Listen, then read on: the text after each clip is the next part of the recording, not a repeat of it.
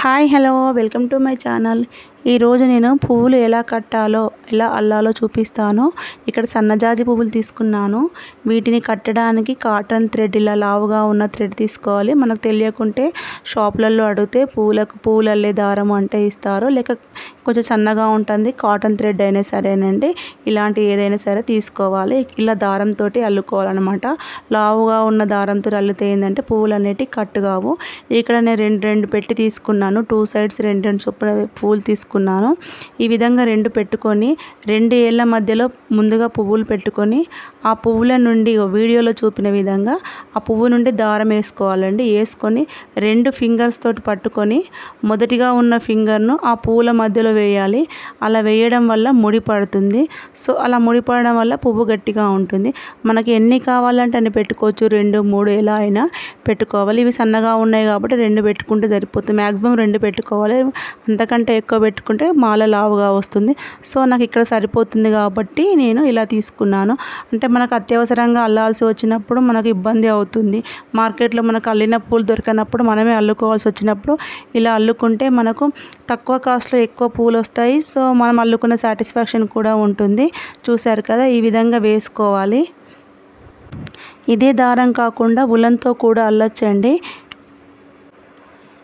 చూశారు కదా, ఈ విధంగా పెట్టుకోవాలి. 2 పెట్టుకొని పువ్వు మధ్యలో నుండి వేసుకోవాలండి. 4 పువ్వులు కలిసిన మధ్యలో వేసుకోవాలి. చూశారు కదా, దారం మధ్యలోకి వెళ్ళి పువ్వును పెట్టి మనం ముడి వేసుకోవాలి. చాలా చక్కగా వస్తుంది. ఒక వెనకాల కూడా ఒక డిజైన్ లాగా అనిపిస్తుంది. అబ్జర్వ్ చేశారా? కొత్తగా అల్లే వాళ్ళు డైరెక్ట్ పువ్వులతో కాకుండా ఇంకా మనము ఆకులతో కూడా ట్రై చేయొచ్చు. కనకాంబరాలు అయితే 3-4 పెట్టాలండి. వాటి కాడలు ఇంకా పల్చగా ఉంటాయి కాబట్టి ఇక్కడ మల్లెలు సరిపోతుంది. చూశారు కదా, ఇలాగే మొత్తం అల్లుకోవాలన్నమాట. ఇలా కాకుండా మనం సూదితో కూడా కుచ్చుకోవచ్చు, కానీ అలా కుచ్చుకోవడం వల్ల మనకు మాల ఇంత అందంగా ఉండదన్నమాట. చూసారా, వెనకాలకు ఒక అల్లికలాగా మనం కరెక్ట్ పొజిషన్లో అల్లితే మనకు ఇలా వీడియోలో చూపిన విధంగా వెనకాలకు కూడా ముడులు అనేటివి వస్తాయండి. ఒక మాలలాగా కనిపిస్తున్నాయి. అబ్జర్వ్ చేశారా? మనము ఇలా అల్లుకోవడం వల్ల మనకు చాలా పువ్వులు సేఫ్ అవుతాయి. అంటే బెనిఫిట్స్ అన్నట్టు. ఒక 50 రూపాయలకు మూర వచ్చేది ఒక 50 రూపాయలు ఇంట్లో వాళ్ళందరికీ సరిపోతాయి. చూసారు కదా, చాలా చక్కగా వచ్చింది మాల. మీరు కూడా ట్రై చేయండి వీలైతే.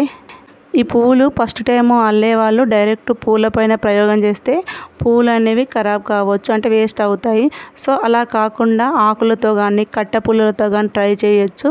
చూసారు కదా, నేను ఈ విధంగా మొత్తంగా అల్లుకున్నాను. నేను నేర్చుకునేటప్పుడు మాత్రం చీపురు పుల్లలతో నేర్చుకున్నానండి. ఇక్కడవి కొబ్బరి చీపురు పుల్లలు.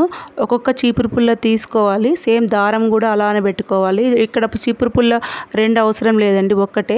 దానికి 2 ముడులు ఇట్లా వేయాలి. వేసి 2 వేళ్ళ మధ్యలోకి వెళ్ళి పుల్లను తీయాలన్నమాట.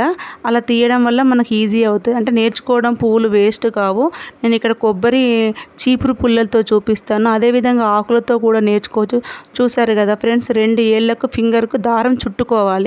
అలా చుట్టుకొని మధ్యలో వేస్తే మనకు ఈజీగా అవుతుంది. ఇలా కూడా ట్రై చేయొచ్చు. ఒక 2-3 సార్లు చేస్తే మనకు ఈజీ అవుతుంది.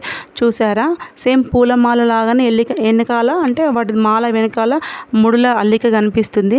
అవి ఇవి సేమ్ ఉంటాయి అన్నమాట. ఇలా చేయడం వల్ల ఏంటి అంటే మనకు పువ్వులు వేస్ట్ కావు. నేను కూడా ఇలానే నేర్చుకున్నాను.